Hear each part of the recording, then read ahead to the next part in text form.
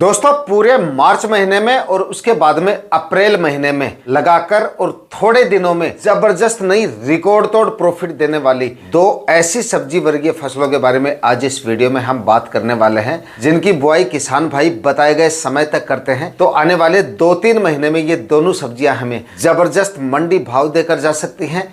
तेज temperature में ये सब्जियां आसानी से ग्रो हो सकती हैं। मिलने वाले मंडी भाव की बात करें तो कम से कम 40-45 रुपए से लेकर 50-55 रुपए तक के मंडी भाव इन सब्जियों का आपको मिल सकते हैं। डिमांड भी काफ़ी जोरदार देखने को मिलेगी और रिकॉर्ड तोड़ उत्पादन तेज गर्मी में ये दोनों सब्जियां आपको आने वाले सीजन में देखे जा सकती हैं। कहने का मतलब है आपका लास्ट में, सबसे लास्ट में मतलब गेहूं वाला प्लॉट खाली होता है, उस गेहूं वाले प्लॉट में भी इन दोनों सब्जियों को लगाकर काफ़ी अच्छी खासी कमाई किसान भाई इस सीजन में कर सकते हैं। इस वीडियो में इन दोनों सब्जियों के बारे में पूरी जानकारियां ही नहीं दूंगा, आपको सब्जियों के नाम ही नहीं बताऊंगा, साथ में ये भी बताऊंगा कि तेज टेम्परेचर में किस तरह से आप इनको ग्रो कर सकते हैं, कितने टेम्परेचर तक ये आपको उत्पादन देने की क्षमता रखती हैं वो भी बताऊंगा। जब टेम्परेचर 42-43 डिग्री से ऊपर चले जाएं तो आपको कौन कौन से स्टेप लेने हैं, कंप्लीट जानकारियों के लिए वीडियो पे लास्ट तक आपको बने रहना है। और ये वीडियो अगर आपके लिए इंफॉर्मेटिव रहे तो इस वीडियो को लाइक और शेयर जरूर कर दीजिएगा। नमस्कार किसान भाइयों, मेरा नाम है सुरेश और आप देख रहे हैं खेत किसान झुंझुनू। दोस्तों अब आने वाले सीजन में जैसे ही हमारे प्लॉट जो है वो सारे खाली होने शुरू होते हैं, उस समय पे सब्जियां लगाने का मन तो हर किसान भाई का करता है, लेकिन गर्मियों को देखकर थोड़े से रुक जाते हैं या विचार अपना बदल देते हैं, क्योंकि टेम्परेचर आगे चल के काफ़ी ज़्यादा हो जाते हैं। कुछ जगहों पे हीट वेव वगैरह भी चलती हैं, उसमें भी उत्पादन अपना डाउन हो जाता है। और कुछ किसान भाई जो लगा भी लेते हैं उनका मैनेजमेंट सही नहीं होने की वजह से उतनी कमाई वो नहीं कर पाते हैं। या तो मैनेजमेंट सही नहीं रहता है या सब्जियों का सिलेक्शन सही नहीं रहता है। ऐसी सब्जियों का चुनाव अगर आप कर लेते हैं जो तेज़ टेम्परेचर में अच्छा उत्पादन देने की क्षमता नहीं रखती हों, उस सब्जियों का अगर आप इस प्रकार की सब्जियों का अगर आप सिलेक्शन करेंगे तब भी आप उनसे अच्छी कमाई नहीं कर पाएंगे। लेकिन आज मैं आपको जिन सब्जियों के बारे में जानकारी देने वाला हूं, ये सारी सब्जियां आपको जोरदार टेम्परेचर में भी अच्छा खासा उत्पादन देंगी, लेकिन इनके लिए प्रॉपर मैनेजमेंट की ज़रूरत पड़ेगी। और मैनेजमेंट भी ऐसा नहीं है कि मैं आपको कोई बहुत ज़्यादा मतलब बेकार वाला या कोई मतलब बहुत ज़्यादा खर्चा करने के लिए बताऊंगा। सिर्फ हल्का सा जुगाड़ लगाकर आप इन सब्जियों से अच्छा खासा उत्पादन जो है वो ऐसे समय पे निकालेंगे जिस समय पे सारी मंडियां मतलब सब्जियों से खाली रहेंगी और रिकॉर्ड तोड़ नहीं, आसमान छूते हुए मंडी भाव मिलेंगे आपको इनसे। जिन दोनों सब्जियों की हम यहाँ पे बात करने वाले हैं उनमें से पहले नंबर की हमारी जो दोस्तों फसल है वो है करेले की खेती। करेला तेज टेम्परेचर में आसानी से ग्रो हो जाता है, मतलब कि 38, 40, 42 डिग्री तक भी आसानी से ये सर्वाइव भी कर लेता है और उत्पादन भी हमें इसका आसानी से मिल जाता है।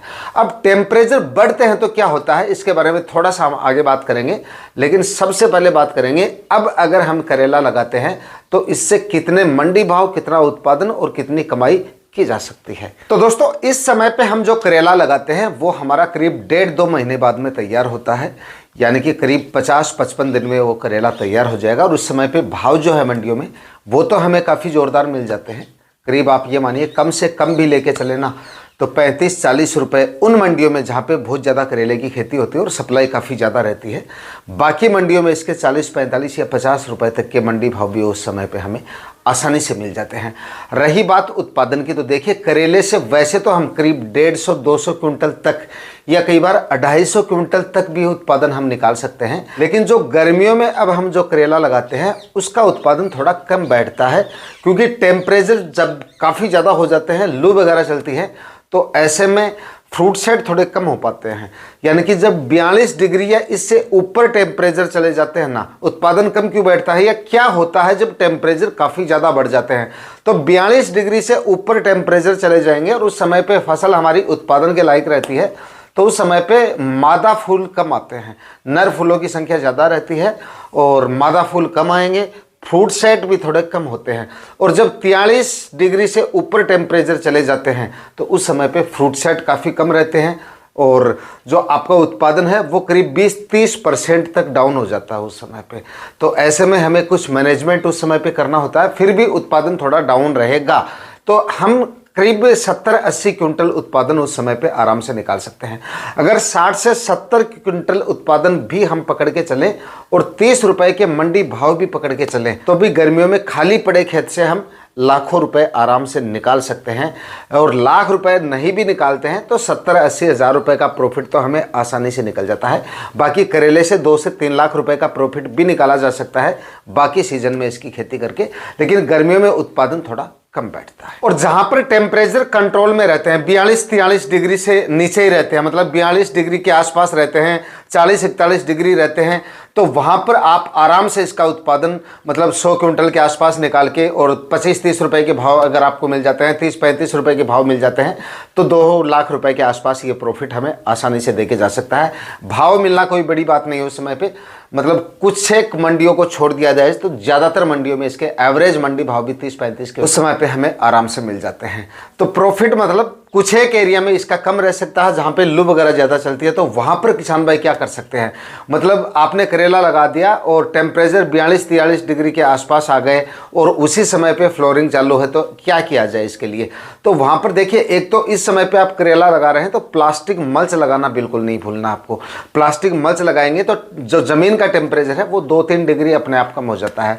दूसरा मतलब मिट्टी ठंडी रहती है। उसके बाद में क्या किया जा सकता है, सिंचाई का मैनेजमेंट आपका सही रहना चाहिए, मतलब नमी, हल्की नमी बनाए रखना है, हल्की हल्की सिंचाई। दोपहर के समय बिल्कुल भी सिंचाई नहीं करनी चाहिए, सुबह जल्दी, रात को या शाम को सिंचाई करनी है। और उसके बाद में सबसे ज़्यादा ज़रूरी है कैल्शियम और बोरॉन का स्प्रे या फर्टिगेशन उस समय पे करें। तो उस समय पे जो फ्रूट सेट कम हो रहे हैं आपको, उसमें ये काफ़ी हद तक आपकी मदद करता है। तो कैल्शियम नाइट्रेट और बोरोन का स्प्रे उस समय पे कर दें। और जिन किसान भाइयों के पास में स्प्रिंकलर सिस्टम है वो बीच में लाइन लगा के छोड़ दें, मतलब बीच दिन में एक बार सुबह या शाम के समय हल्का सा, मतलब करीब 20-25 मिनट फव्वारे आप चला देंगे तो इससे भी 3-4 डिग्री तक टेम्परेचर जो है आपकी बॉडी का वो कम हो जाता है। बस 2-3 डिग्री टेम्परेचर आपने मेंटेन कर लिया तो उत्पादन आराम से, एक एवरेज उत्पादन भी आप आराम से इससे निकाल सकते हैं। टेम्परेचर को और ज़्यादा कंट्रोल करने के लिए जहाँ पे लू वगैरह ज़्यादा चलती हैं तो वहाँ पर आप करेले के साथ में ऊंची फसलें जो होती हैं, जैसे मक्का हो गई, इस तरह की जो फसलें हैं उनके बीच बीच में आप बीजों की बुआई कर सकते हैं, जिससे प्लांट जो मक्का के प्लांट जो है वो काफ़ी हाइट ले लेते हैं। तो इससे क्या होता है, जगह जगह आप ये लगा देंगे तो इससे भी प्लॉट का जो टेम्परेचर है वो काफ़ी हद तक मेंटेन रहता है, वो लगा दीजिए। या फिर उत्तर और पश्चिमी दिशा में 2-2 लाइनों में मक्का के बीजों की बुआई कर दीजिए, मतलब एक दीवार बना दीजिए ऊंची फसलों की। इससे भी उत्तर और पश्चिमी जो शुष्क और गर्म हवाएं आती हैं उनसे काफ़ी हद तक आपकी फसल को बचा लेती है ये। तो ये इस तरह का इंतजाम अगर आप कर लेते हैं तो इन फसलों से एक अच्छा उत्पादन भी अगर आप नहीं निकाल पाएंगे तो एक एवरेज उत्पादन निकालना कोई बड़ी बात नहीं है। एवरेज उत्पादन का नाम लेके मैं आपका मतलब मोटिवेशन कम नहीं कर रहा हूँ, सच्चाई से आगाह कर रहा हूँ। बाकी उन क्षेत्रों में जहाँ पे टेम्परेचर 38-42-40 डिग्री के आसपास रहते हैं वहाँ पर आप ज़बरदस्त उत्पादन भी निकाल सकते हैं।